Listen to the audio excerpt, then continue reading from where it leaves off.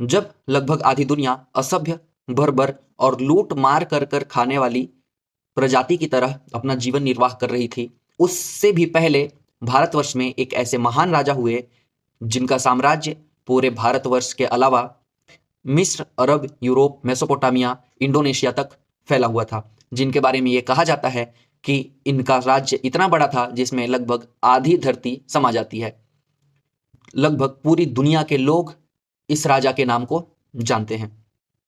लेकिन वामपंथी इतिहासकारों, अंग्रेजों के कुचक्र ने इस महान भारतीय राजा को एक माइथोलॉजिकल कैरेक्टर यानी एक काल्पनिक पात्र के रूप में दर्शाया, जिससे समस्त भारतीय लोग अपने ही महान इतिहास से पीछे छूट जाएं और इसी वामपंथी इतिहास को ही महान समझते रहें।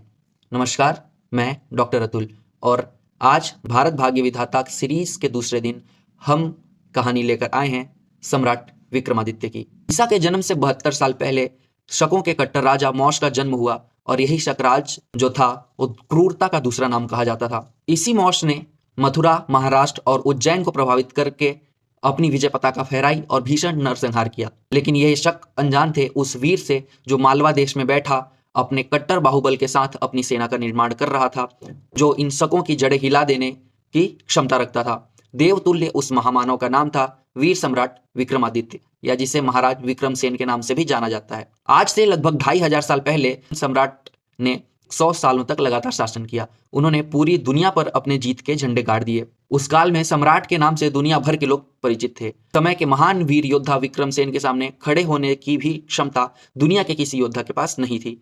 विक्रमादित्य भारत की प्राचीन नगरी उज्जैन के राज सिंहासन पर बैठे थे और उन्होंने भारत भूमि से शकों का समूल नाश कर दिया। विक्रमादित्य के पिता महेंद्रादित्य के शासन के समय शकों ने उन्हें परास्त किया था और उनके पिता का बहुत अपमान किया था।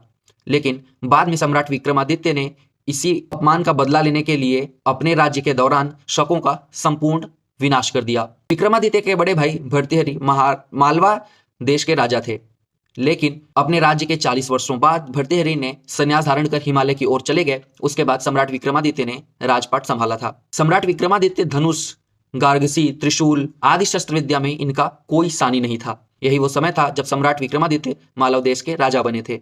राजा बनते ही सम्राट ने अपने राज्य से शकों की बस्तियों पर धमाधम धावे बोले और मालवा प्रदेश से शकों का समूल नाश कर दिया। और इसके बाद सम्राट विक्रमादित्य ने विक्रमी संवत की शुरुआत की। लेकिन अपने राज्य से शकों का संपूर्ण नाश करने के बाद महाराजा विक्रमादित्य ने संपूर्ण भारत से इनके विनाश के लिए एक वृहद यात्रा शुरू की, जिसके लिए इन्होंने जंगलों में रहने वाली जातियों को एकत्रित करके भैरव सेना का निर्माण किया था। देश के कोने कोनों में बसे शिव मंदिरों में भैरव सेना के लिए ट्रेनिंग केंद्र बनाए गए थे और ये कहते हैं कि भैरव सेना काल का दूसरा नाम मानी जाती थी। ये हर तरह के युद्ध में माहिर होते थे। भैरव सेना दुश्मनों के लिए मौत के समान थी। इस समय सम्राट विक्रमादित्य के पास विश्व की सबसे शक्तिशाली सेना थी, जो अपने अंतिम परिणाम में मात्र और मात्र जीत ही चाहती थी। इसी सेना के साथ सम्राट विक्रमादित्य ने संपूर्ण भारत भूमि को शकों से मुक्त कराने के लिए एक बृहत्तर अभियान चलाया और इसी समय उज्जैन के महाकुंभ के समय भारत की भैरव सेना ने महाकुंभ स्नान के बाद शकों पर काल बनकर टूट पड़ी थी। इस समय पर भारत में 4 शक राजाओं का शासन था, लेकिन भैरव सेना के साथ इस लड़ाई में चारों शक राजाओं को बंदी बना लिया गया और विक्रमादित्य सम्राट के सामने उज्जैन लाया गया।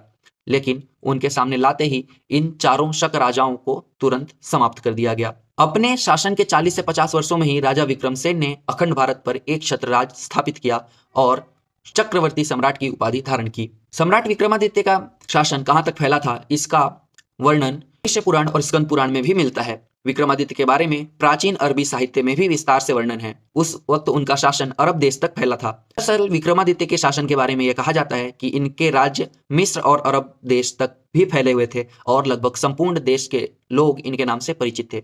इतिहासकारों के अनुसार उज्जैन के सम्राट विक्रमादित्य का राज्य भारतीय उपमहाद्वीप के अलावा ईरान, इराक, अरब देश में भी स्थापित था। विक्रमादित्य की विजय का वर्णन अरब की कविता हम किंतु की पुस्तक रुकुल में भी किया गया है।